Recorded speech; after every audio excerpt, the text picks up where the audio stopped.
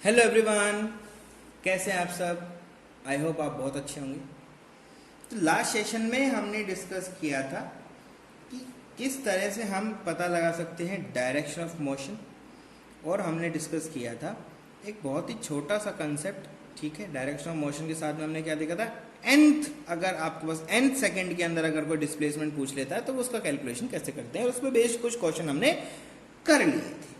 ठीक है, तो आज हम स्टार्ट करेंगे relation between velocity, displacement, time and acceleration. इनके बीच में कुछ रिलेशनशिप होता है, वो हम लोगों को डिस्कस करना है। ठीक है, वैसे तो ये सब चीज़ें मैं आपसे डिफरेंशियल में डिस्कस कर चुका हूँ। ठीक है, लेकिन जिन बच्चों ने डिफरेंशियल नहीं पढ़ा है अभी तक, वैसे तो वो जाके अपने चैनल पे और पूरा का पूरा डिफरेंशियल डाला हुआ है, आप उसको देख सकते हो। इंटीग्रेशन भी बहुत जल्द आपके पास अपलोड हो जाएगा। ठीक है, और हो सकता है जब तक आप ये वीडियो देख रहे हो तो अपलोड हो चुका हो, ऐसा पॉसिबिलिटी हो सकता है। ठीक है, तो अगर ऐसा है तो हम लोग पता लगाएंगे किस तरह से इनका रिलेशनशिप होता है। अब देखो, दो कंडीशन है, डिफरेंशियल और इंटीग्रेशन, दो तरह की चीजें होती हैं। तो देखो, मेरे पास अगर दिया हुआ है डिस्प्लेसमेंट, क्या दिया है मुझे, डिस्प्लेसमेंट। ठीक है, डिस्प्लेसमेंट मुझे दिया हुआ है। अब डिस्प्लेसमेंट से मैं क्या क्या कैलकुलेट कर सकता हूं, आपने कहा सर हम पता लगा सकते हैं वेलोसिटी, और वेलोसिटी से मैं क्या पता लगा सकता हूं, मैं पता लगा सकता हूं एक्सेलरेशन। लेकिन इन सब से पहले डिस्प्लेसमेंट टाइम का फंक्शन होना चाहिए। क्या होना चाहिए, यहां पर जो डिस्प्लेसमेंट है ये किसका फंक्शन होना चाहिए, टाइम का। अब अगर ये ऐसा है तो मैं यहां से वेलोसिटी लेके आ जाऊंगा, क्या करना पड़ेगा मुझे, डिफरेंशिएशन करना पड़ेगा। वेलोसिटी आ जाएगा तो बेटा डिफरेंशियल जब आप कर दोगी तो वेलोसिटी भी किसका फंक्शन आएगा, टाइम का ही तो फंक्शन आएगा। क्यों, क्योंकि ये फंक्शन टाइम का था। कांस्टेंट वैल्यू आ सकता है, पॉसिबिलिटी है, लेकिन वो कुछ ना कुछ टाइम पे डिपेंडेंट होगा। अगर ऐसा नहीं होगा तो फिर बातें और करेंगे कि क्या करना पड़ेगा। अब वेलोसिटी आ गया तो वेलोसिटी से मैं क्या ला सकता हूं, एक्सेलरेशन। फिर से क्या करना पड़ेगा मुझे, डिफरेंशियल।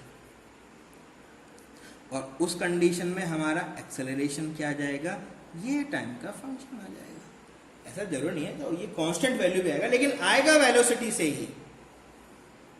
ठीक है, नहीं आएगा या किसी और टर्म में आ गया तो कैसे उसको सॉल्व करेंगे, उसकी हम बातें करेंगे। इसका मतलब क्या है, अगर आपको क्वेश्चन में कभी एस दे देता है, और एस अगर आपको दिया हुआ है which is function of time, displacement किसका फंक्शन है, टाइम का, ये नेसेसिटी है, ये होना चाहिए। तो उस कंडीशन में वेलोसिटी क्या हो जाएगा, वेलोसिटी आपको पता है क्या हो जाएगा, ds डिवाइड बाय dt, और एक्सेलरेशन क्या हो जाएगा, ये हो जाएगा dv डिवाइड बाय dt। ये तो होगा। और इसको लिखते कैसे हैं, इसको लिख सकते हो आप d divide by dt of ds divide by dt, जिसको आप अगर चाहें तो आप लिख सकते हो d2s divide by dt square. मतलब इसी का डबल डिफरेंशियल कर दोगे तो भी आप यहां पहुंच जाओगे। तो एक बार डिफरेंशियल हुआ, फिर दो बार हुआ, तभी तो यहां पहुंचे ना। तो वही एक फंडामेंटल है। तो ये दोनों इक्वेशन हमारे पास इंपॉर्टेंट है। ठीक है, ये दोनों आपको बहुत अच्छे से ध्यान रखना है। ठीक है, ये वाला याद रहे तो अच्छा है, ये नहीं भी रहे तो कोई प्रॉब्लम नहीं, ये जरूर है, ये हमारे लिए नेसेसिटी है, क्योंकि पूरा का पूरा आज का टॉपिक इसी पे चलने वाला है, इसी पे चल जाएगा। अब क्वेश्चन दे दिया थोड़ा सा, ये क्या है आपका गिवन वैल्यू था, गिवन में क्या था, डिस्प्लेसमेंट। अब देखो, अगर हमें गिवन में क्या हो, गिवन में दिया हो एक्सीलरेशन, गिवन में क्या हो मेरे पास में बेटा, एक्सेलरेशन, और पूछ क्या ले आपसे, डिस्प्लेसमेंट, तो क्या करें, आपने कहा सर एक्सेलरेशन से उल्टा चलना शुरू करो। तो डिफरेंशियल करते हुए यहां पहुंचे तो डिफरेंशियल से आप वापस जब होगे तो डिफरेंशियल का जो अपोजिट होता है, या अपोजिट मैथमेटिकल फंक्शन होता है, या बोल सकते हो उसको रिवर्स फंक्शन जो होता है, उसको हम लोग क्या बोलते हैं, उसी को बोलते हैं इंटीग्रेशन। उसी को हम लोग क्या बोलते हैं, इंटीग्रेशन। ठीक है, तो एक्सेलरेशन से अगर आपको आना है कहां पर, वेलोसिटी, ये पॉसिबल है, और वेलोसिटी से आपको कहां पर आना पड़ेगा, डिस्प्लेसमेंट। ठीक है। तो डिस्प्लेसमेंट एस से बोलेंगे, वेलोसिटी को वी से बोलेंगे, ठीक है। ऐसा कुछ करना है, ऐसा कुछ तूफानी आप करना चाहते हो, चाहते आपकी, कोई बात नहीं। तो क्या करें, तो आपने कहा सर ऐसे कंडीशन के अंदर ए जो है वो फंक्शन होना चाहिए टाइम का, और देखो ऐसा जरूरी नहीं है, हो सकता है कि ये एक्स का फंक्शन हो, ऐसा पॉसिबिलिटी है। मैं आपको एक क्वेश्चन कराऊंगा तो आपको बताऊंगा किस तरह से यूज होता है, इसके लिए थोड़ा अलग प्रोसेस है, फिलहाल हम इसकी बात कर रहे हैं। तो ठीक है, ये आपका क्या है, ये इंपॉर्टेंट है, इसको हम डिस्कस करेंगे आज, ठीक है। ये क्या है आपका, ये स्पेशल केस है, ये क्या है आपके पास में एक स्पेशल केस है। तो आज हम जो डिस्कस कर रहे हैं वो टी के फंक्शन अगर होते हैं तो की बात करते हैं। तो अगर आपको यहां से चलना है, वेलोसिटी तक पहुंचना है, एक्सीलरेशन तक आप पहुंचना है, वेलोसिटी तक पहुंचना है, कैसे पहुंचे, तो बेटा जी एक्सेलरेशन से वेलोसिटी तक अगर आना है तो डिफरेंशियल किया था यहां से वेलोसिटी से एक्सेलरेशन, तो एक्सेलरेशन का क्या कर दोगे आप, इंटीग्रेशन, क्या कर दोगे आप लोग, इंटीग्रेशन। इंटीग्रेशन से क्या मिलेगा आपको, वेलोसिटी, वेलोसिटी का वापस से क्या कर दो आप, इंटीग्रेशन,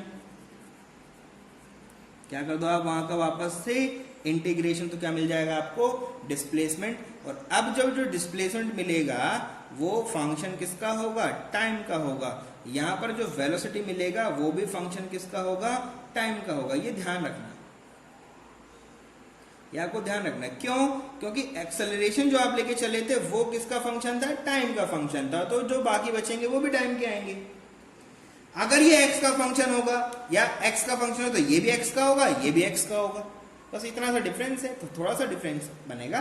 तो कैसे उसको देखें, तो फिलहाल हमारा डिफरेंशियल ये था, तो इसका इंटीग्रेशन करना है, इनका क्या करना है आपको, इंटीग्रेशन करना है। तो कैसे करें, तो आपने कहा सर देखिए हमारे पास में इक्वेशन लिखा हुआ है, और इक्वेशन क्या है, आपने कहा सर v जो होता है वो होता है ds डिवाइड बाय dt, और हमारा जो एक्सेलरेशन होता है वो होता है dv डिवाइड बाय dt, यही तो होता है।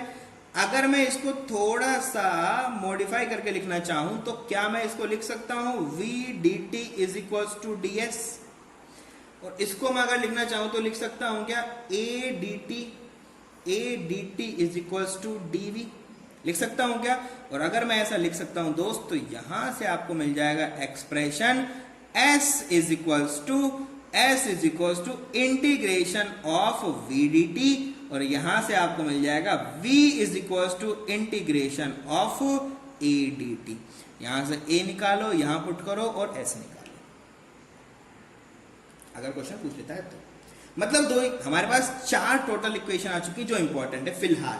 क्या क्या है, v is equals to ds divide by dt एक इक्वेशन बना, और s is equals to integration of v dt इसी का पार्ट है।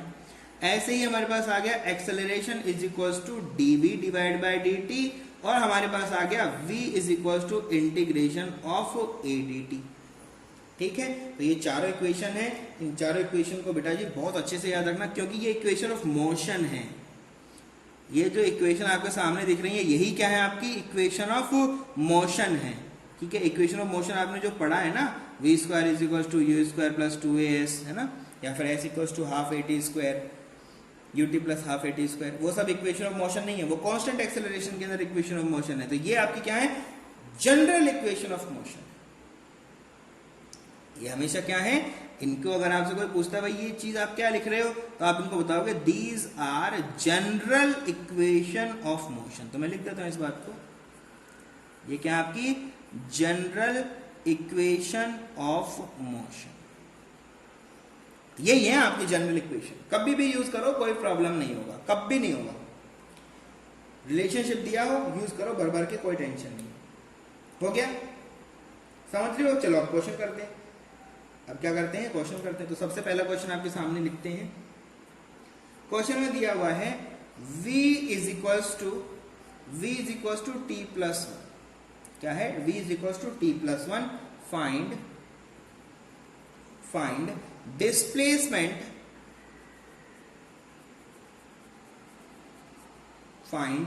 Displacement at the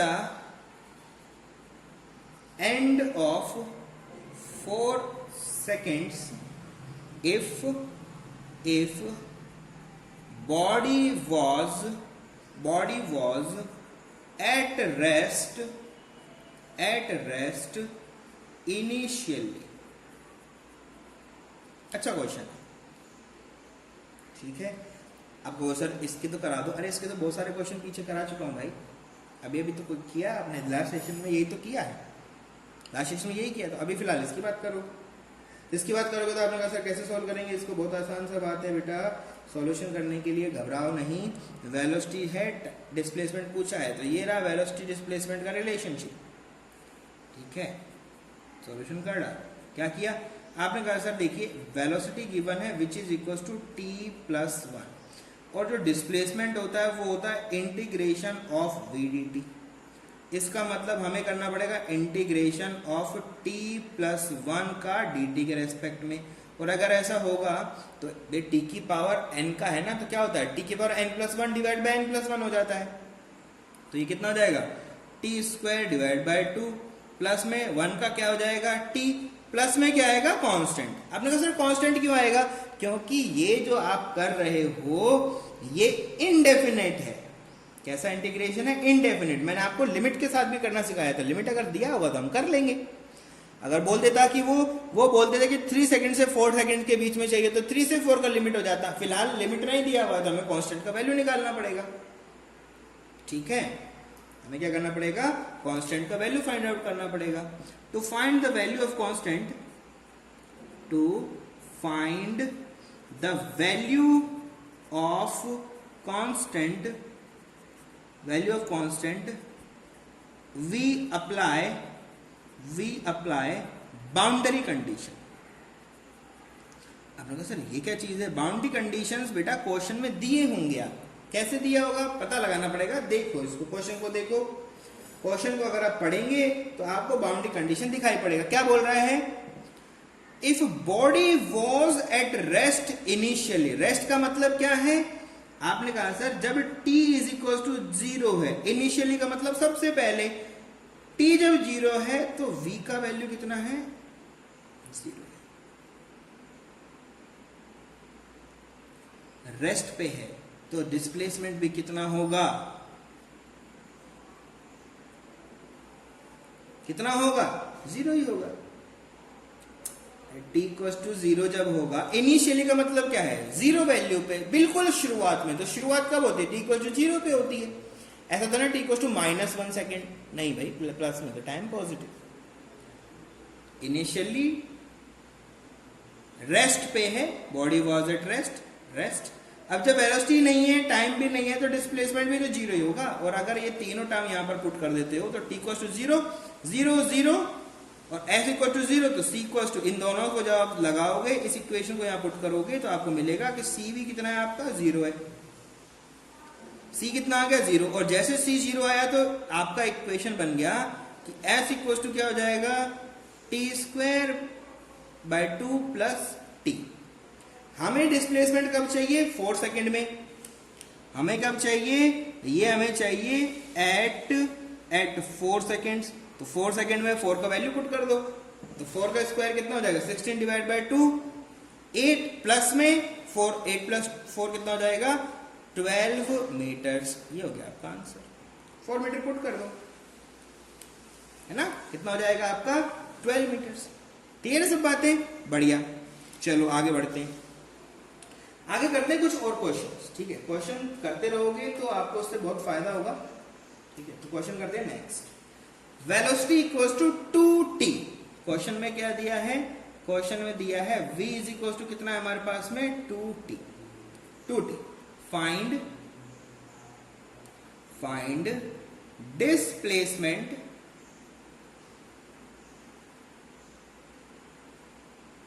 at 3 seconds if t is equals to, sorry, at t is equals to 2 seconds, at t equals to 2 seconds, when body was 2 meters behind 2 meters behind the origin,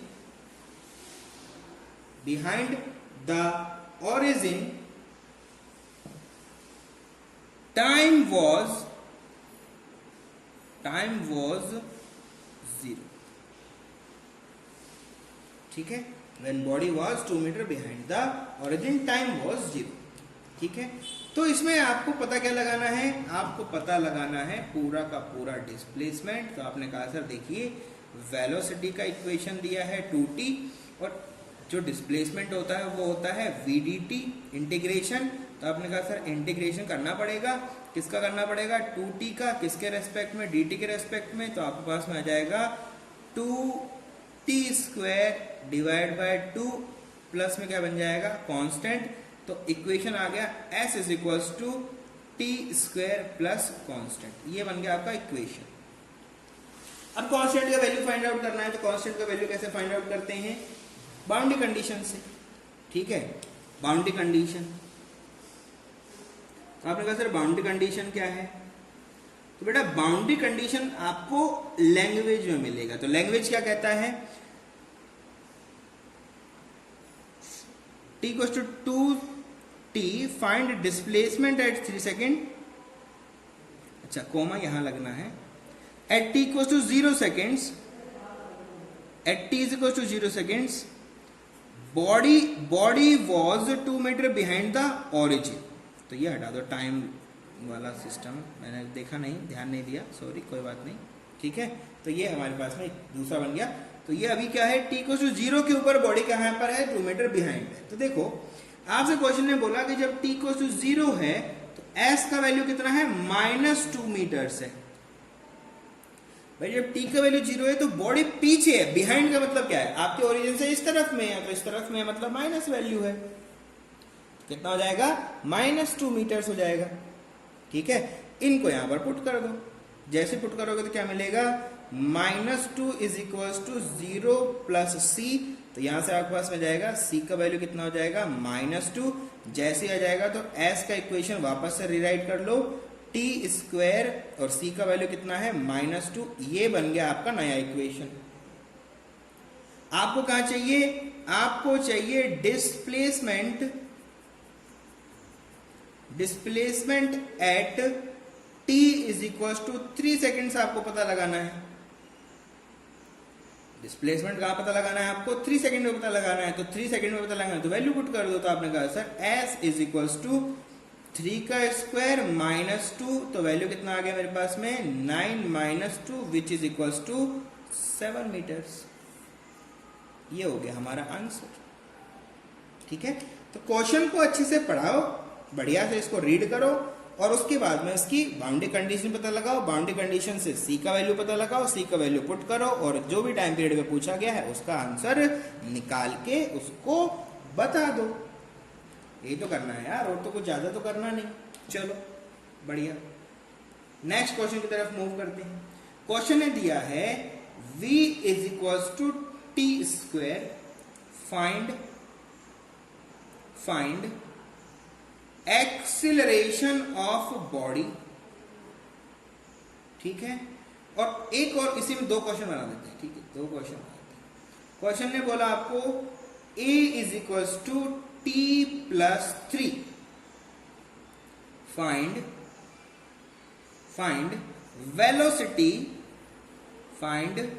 velocity of body.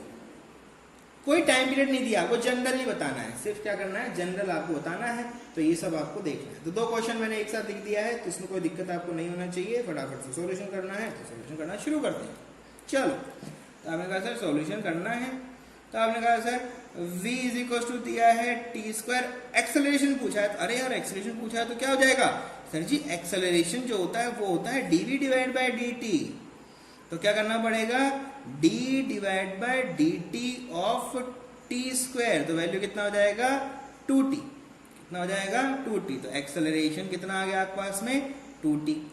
ये हो गया आपका first answer. Similar आपने कहा sir second को भी solve कर सकते हैं। कैसे, एक्सेलरेशन आपको दिया है t प्लस 3 और आपसे क्या पूछा, वेलोसिटी। तो आपने कहा सर वेलोसिटी जो होता है वो होता है a dt। रिलेशनशिप से ही करोगे ना यार।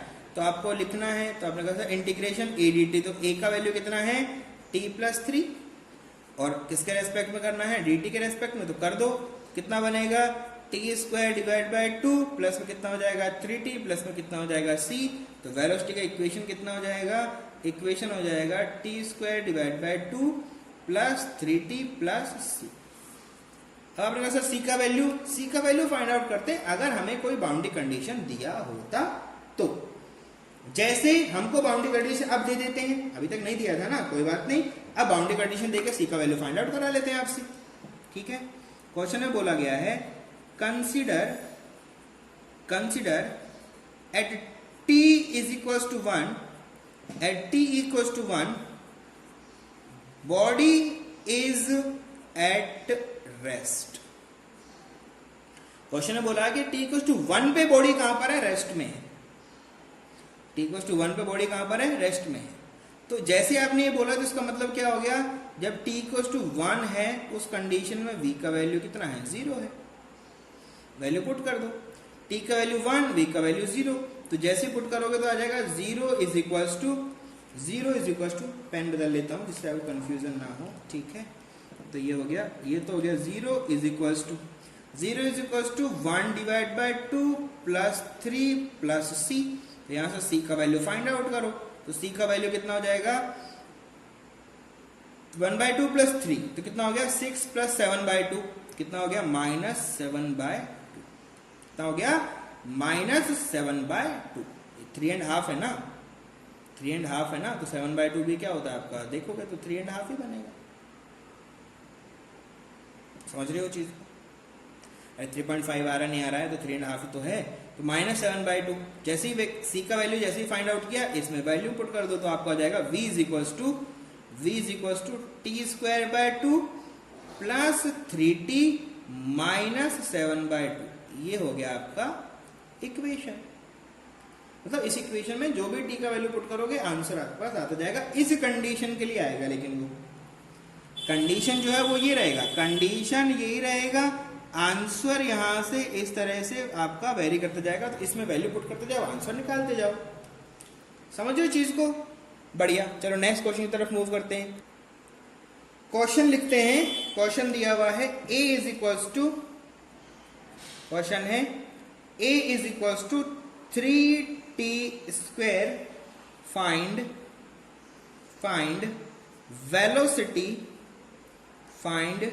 velocity at t is equals to 3 seconds if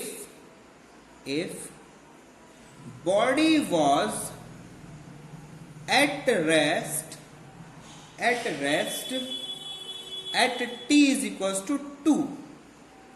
नया क्वेश्चन बना दो यार, कुछ भी कर दो, कोई फर्क नहीं पड़ता। इक्वेशन लगा ना, इक्वेशन ला कर दिखाएंगे, कोई दिक्कत थोड़ी है उसके अंदर। वेलोसिटी का वैल्यू कुछ ना कुछ आएगा, पॉजिटिव आएगा मतलब पॉजिटिव डायरेक्शन में जा रहे थे, नेगेटिव आएगा मतलब वो नेगेटिव डायरेक्शन में मूव कर रहा था। बस इतना ही तो फर्क पड़ेगा, उससे ज्यादा तो कुछ पड़ेगा नहीं फर्क, है ना। चलो सॉल्यूशन करो, सॉल्यूशन करना शुरू किया। तो आपने कहा सर देखिए एक्सेलरेशन का इक्वेशन दिया है t इज इक्वल टू 3, और बाउंड्री कंडीशन लिख दो। यहाँ पर क्या दिया है, body was at rest at t equal to 2। तो आपने बोला जब t का वैल्यू 2 है उस कंडीशन के अंदर v का वैल्यू कितना है, 0 है। ये हमारी क्या है, बाउंड्री कंडीशन। क्या है हमारी बाउंड्री कंडीशंस। ठीक है, तो आपने कहा सर हमें वेलोसिटी चाहिए। वेलोसिटी जो होता है वो होता है integration of A D T. तो वेलोसिटी अगर देखा जाए तो इंटीग्रेशन हो जाएगा 3t² dt। तो इसको सॉल्व करेंगे तो कितना मिलेगा, आपको मिलेगा 3t³ डिवाइड बाय 3 प्लस में क्या आ जाएगा कांस्टेंट। तो v इज इक्वल टू आपके पास में आ गया 3 से 3 कैंसिल आउट कर दोगे, चलो एक स्टेप और बढ़ गया, कोई बात नहीं। तो आपने कहा sir v is equal to आ गया 3t³ प्लस इक्वेशन आ गया। c का वैल्यू फाइंड आउट करना है, तो c का वैल्यू कैसे फाइंड आउट करते हैं मैंने आपको बताया, बाउंड्री कंडीशन से। तो बाउंड्री कंडीशन में क्या पुट करना है, तो आपने कहा सर जब t का वैल्यू 2 है उस कंडीशन में v का वैल्यू कितना है, 0 है। v का वैल्यू कितना है, 0 है, तो पुट कर दो। तो 0 इज इक्वल टू 2 का पावर 3 प्लस कांस्टेंट। तो यहां से कांस्टेंट का वैल्यू कितना आ जाएगा, 2 की पावर 2 होती है 4 और उसकी पावर 2 हो जाएगी 8। तो -8 हो जाएगा, -8 पुट कर दो। इक्वेशन बन गया v is equal to T cube minus 8, ये आपका नया इक्वेशन है। हमें क्या चाहिए, t इक्वल टू 3 सेकेंड्स के ऊपर वेलोसिटी का वैल्यू फाइंड आउट करना था, वेलोसिटी का वैल्यू फाइंड आउट करना था। ठीक है, वेलोसिटी का वैल्यू फाइंड आउट करना था। नहीं दिख रहा होगा तो इसको थोड़ा सा हाईलाइट कर देते हैं। t इक्वल टू 3 पे वेलोसिटी का वैल्यू हमें फाइंड आउट करना है। करो फाइंड आउट, कैसे करें, तो t का वैल्यू पुट कर दो। तो v इज इक्वल टू कितना हो गया, 3 का स्क्वायर माइनस 8, तो कितना हो जाएगा, 3 का स्क्वायर कितना होता है, 9 माइनस 8, और अच्छा क्यूब है यार, 3 का क्यूब, तो 9 और भी 3 हो जाएगा, तो क्या लिखें आप इसको, 27 होना चाहिए, तो चलो 7 बना देते हैं इसको गंदा सा। तो 27 माइनस 8, तो वेलोसिटी का वैल्यू कितना आ जाएगा मेरे पास में, 27 माइनस 8 करोगे तो कितना हो जाएगा, 19 मीटर पर सेकेंड। ये हो गया आपका आंसर। क्यूब था यार यहाँ पे, है ना, दिख नहीं रहा होगा आपको, तो इसको दिखा देते हैं आपको। इक्वेशन ये बना था, इसमें t इक्वल टू 3 पुट किया है, तो 3 का क्यूब माइनस 8, 27 माइनस 8, 9 इंटू 3 करोगे ना, ऐसे करते हो ना। ठीक है, तो ये हो गया, 3 का क्यूब मतलब 3 इंटू 3 इंटू 3, तो 27 माइनस 8, 90। ठीक है, तो ये हो गया आपका आंसर। क्लियर सब बातें, बढ़िया। चलो नेक्स्ट क्वेश्चन की तरफ मूव करते हैं। तो क्वेश्चन लिखते हैं। क्वेश्चन है मेरे पास में a is equal to T square plus T plus 1, find velocity at t is equals to 1 second, चलो 2 सेकेंड कर दो, t is equals to 2 second if at t is equals to 1 second, at t is equals to 1 second, body was moving with 2 meters per second in minus x direction. थोड़ा सा और, अभी तक rest पे थी body, अभी time भी change कर दिया और वेलोसिटी का वैल्यू भी चेंज हो गया, तो थोड़ा सा आपके पास में टिपिकल हो जाएगा सिस्टम, पर कोई बात नहीं, हमें तो बाउंड्री कंडीशन निकालना होता है, हम निकालेंगे और सॉल्यूशन करेंगे। ठीक है, वेलोसिटी 2 सेकंड में बताना है इन इस बाउंड्री कंडीशन के लिए, बाउंड्री कंडीशन यहाँ पर है, तो ठीक है। तो एक्सेलरेशन का वैल्यू तो हमें क्या दिया हुआ है, T square plus T plus 1 दिया हुआ है, और बाउंड्री कंडीशन क्या है, जब टी का वैल्यू 1 है उस कंडीशन में v का वैल्यू कितना है, -2 मीटर पर सेकेंड। ये ध्यान देना, माइनस एक्स डायरेक्शन में तो माइनस वैल्यू लेना पड़ेगा आपको, माइनस वैल्यू लेना पड़ेगा ना, समझ रहे हो, तो ऐसे ले लिया आपने। अब आपने कहा सर वेलोसिटी चाहिए, तो वेलोसिटी क्या होता है, इंटीग्रेशन ऑफ v dt होता है, सॉरी a dt, कितना हो जाएगा a dt, तो आपने कहा sir v is equal to integration of T square plus T plus 1 multiply by D T. Solve कर लो, तो v इज इक्वल टू कितना आ जाएगा, T cube divide by 3 plus T square divide by 2 plus T plus constant, constant का value find out करना पड़ेगा।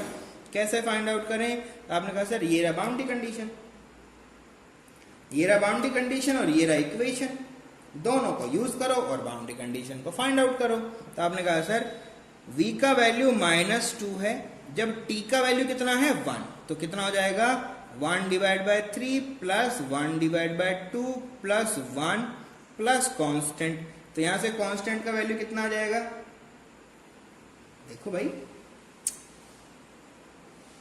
t equal to 1 second के ऊपर हमारा भाई 1 1 पुट करोगे ना, t की जगह क्या पुट करोगे, 1 करोगे, 1 का क्यूब 1 ही होता है, 1/3 प्लस 1/2 प्लस 1, तो 1/3 प्लस 1/2 प्लस 1 कितना होगा, एलसीएम ले लो। अरे उधर देखोगे ना यार, चलो -2 -1/3 -1/2 -1, अब तो ठीक है।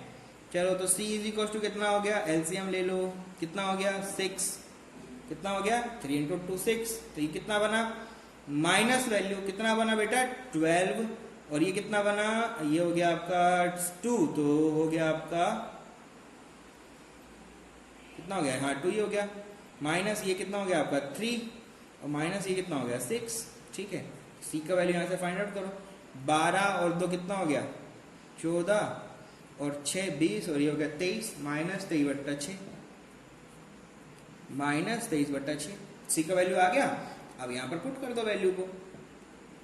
सी का वैल्यू जैसे आ गया यहाँ पर वापस पुट कर दो, इक्वेशन को लिख दो। इक्वेशन आ गया आपके पास में t³ divide by 3 plus t² divide by 2 plus t, और c का वैल्यू कितना आ गया है 23 डिवाइड बाय 6। हमें क्या पता लगाना है, velocity at t is equal to 2 seconds, ये हमें पता लगाना है। तो t का वैल्यू 2 पुट कर दो, तो v इज इक्वल टू कितना हो जाएगा 2³ divide by 3 plus 2² divide by 2 plus 2 minus 23 divide by 6। थोड़ा सा टिपिकल है, कोई बात नहीं, वैल्यू सोल्व करोगे तो आपके पास आ जाएगा 428/3 plus 4/2 plus 2 minus 23 divide by 6। Solve करोगे एलसीएम लेके तो ये 2 हो गया, ये 2 हो गया, 6 है, 3 है, तो 6 कॉमन आ जाएगा, तो ये हो जाएगा 8 दूनी 16, 16 प्लस 6 दूनी 12 प्लस 6 दूनी 12 माइनस 23 डिवाइड बाय में कितना हो जाएगा 6 हो जाएगा। तो वेलोसिटी का वैल्यू यहाँ से निकाल लोगे 12 12 24, ये चला गया 23, इसमें से 1 बना तो 17/6 वैल्यू किसमें जाएगा मीटर्स पर सेकंड। तो ये हो गया आपका आंसर।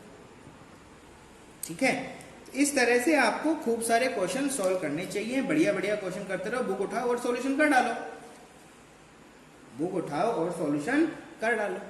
ठीक है, तो नेक्स्ट क्लास में मिलेंगे नए कंसेप्ट के साथ, उसमें हम ग्राफ डिस्कस करेंगे, थोड़ा सा लंबा होगा वो, ठीक है, तो ग्राफ के बारे में डिस्कशन करेंगे और एक आपको कंसेप्ट बताएंगे, अगर एक्सेलरेशन आपका फंक्शन स्पेस का बन जाए तो कैसे हम लोग उसको सॉल्व करते हैं। हालांकि डिफरेंशियल में आपको पूरा बता चुका, डिफरेंशियल में हमने पूरा कवर कर दिया है, ठीक है, लेकिन फिर भी हम दोबारा से बता देंगे आपको, कोई दिक्कत नहीं उसके अंदर।